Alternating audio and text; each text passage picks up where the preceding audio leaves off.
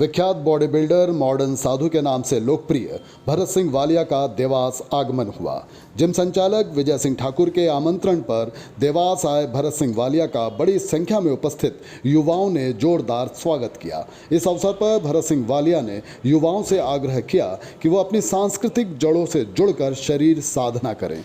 Body building के क्षेत्र में आधुनिक होती जा रही तकनीकों का संयम के साथ उपयोग करना आवश्यक है। वहीं भारतीय पौराणिक काल और संस्कृति के प्रति समर्पण भाव रखते हुए शस्त्र और शास्त्र के सिद्धांत को समझते हुए शरीर साधना की जानी चाहिए। इस अवसर पर पूर्व प्रेस क्लब अध्यक्ष अनिल राज सिंह सिकरवार, जिम संचालक एवं पत्रकार खुमान सिंह बेस, अरविंद त्रिवेदी, पार्षद संजय दायमा, राम यादव, युवा साथी नीरज सिंह परिहार, अर्पण सिंह चंदेल, इंदौर से जिम संचालक मनीष आर्य और जय श्रीवास्तव सहित बड़ी संख्या में प्रशंसक उपस्थित थे। क्या कहा भरत सिंह वालिया ने, आइए सुनते हैं। वालिया जी, भरत सिंह जी वालिया हमारे साथ हैं। शरीर सौष्ठव का एक बहुत बड़ा नाम। देवास में आपका स्वागत है। आप बताएं कि भारत की प्राचीन कला, कुश्ती कला कह लीजिए, शरीर सौष्ठव कला कह लीजिए, पौराणिक काल से क्या आपको आज तक प्रभावित करती रही है? आप किस तरह से संस्कृति से आज भी बॉडी बिल्डिंग को जुड़े? देखिए, जब हम अपने इतिहास की तरफ देखते हैं तो हमें ये पता चलता है कि 200 कम से कम 200 वर्ष एवरेज एज थी उस समय में। अगर बात अर्जुन की करें तो महाभारत के युद्ध में कहते हैं 80 से 85 साल की उम्र में उन्होंने वह युद्ध लड़ा, और क्या शोर, आज हम 80 साल के बूढ़े हो जाते हैं। तो ये तो सीधा सीधा प्रमाण है हमारा कि हमारी जो संस्कृति है, वैदिक संस्कृति है, वहाँ पे असली हमारे शरीर को किस तरीके से 100% लेवल पे यूज़ किया जा सकता है, इसका पोटेंशियल क्या है। ह्यूमन होना अपने आप में एक बहुत बड़ी संभावना है।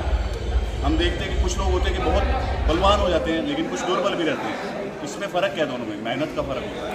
इसमें ये है कि आपका कितना विशालकाय शरीर है, इसमें यह है कि आप अपने शरीर को कितना राड़ते हैं। आज हम जिस संसार में, जिस जगत में जी रहे हैं, टेक्नोलॉजी है, हाई टेक है, हर कोई टेबल पे बैठ के काम करता है। हमने कंफर्ट दे दिया अपनी बॉडी को, लेकिन हम ये बहुत अच्छे से जानते हैं कि हमें ना तो कपड़ों की ज़रूरत है ठंड से बचने के लिए, और ऐसे जैसा मौसम होता है हमारा शरीर अपने आप को ढाल लेता है। हमने एक बक्से में बंद करके, जैसे हमने घर बनाए, एसी लगा के अपने आप को कमज़ोर कर लिया। लेकिन कोविड ने हमारी आंखें खोली हैं कि ये जैसा जगत है, जो टेक्नोलॉजी है, हमें बचा नहीं सकती है। एट दी एंड हमें नेचर के साथ खुद ही जूझना पड़ता है।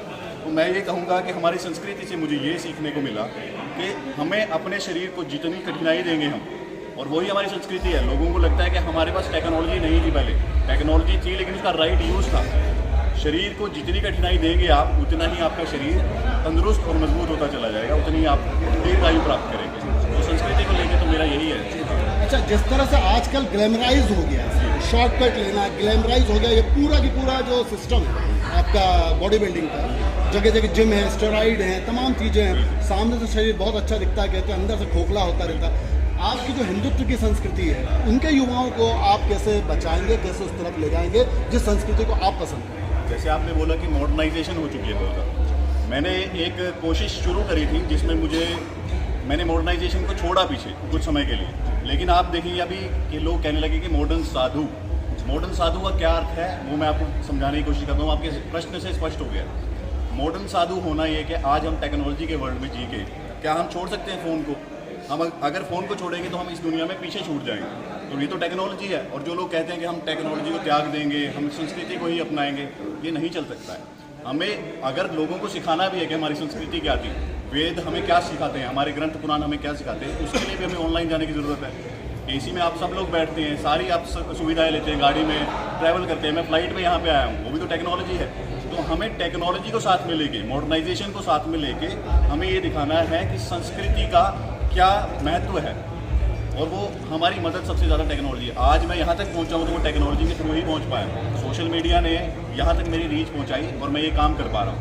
तो हमारे हाथ में हथियार है, उसको हम दूसरे को मारने के लिए प्रयोग करें या किसी की जान बचाने के लिए प्रयोग करें, ये हमारे ऊपर है। ये हमारी चेतना हमें बताएगी।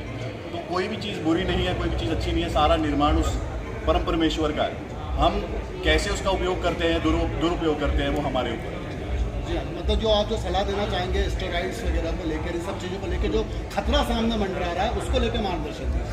खतरा क्या है, स्टेरॉइड क्या है और ड्रग क्या है, जो हम कॉफ़ी पीते हैं उसकी टॉलरेंस बढ़ती चली जाती है, वो ड्रग है, लेकिन ड्रग कैटेगरी में गवर्नमेंट ने नहीं डाला है। बहुत सारे चीज़ें हैं।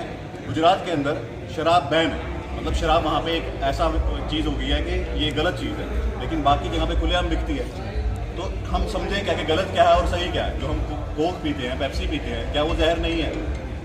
टेक्नोलॉजी को सही तरीके से यूज़ करना। स्टीरॉइड्स आज जो स्पेशल किड्स होते हैं, जिनके दिव्यांग होते हैं, जो नहीं अपने आप सही से चल फिर पाते, तो उनकी मदद क्या करता है? ये दवाई करती है। उस दवाई को अगर हम अब्यूज़ करते हैं तब हम गलत हैं। जो बॉडी बिल्डिंग के नाम पे स्टीरॉइड लगा के और खाते जंक फूड है, खाना उन्होंने पिज़्ज़ा है, पीनी उन्होंने शराब है, करने उन्होंने नशे हैं, तो वो गलत है।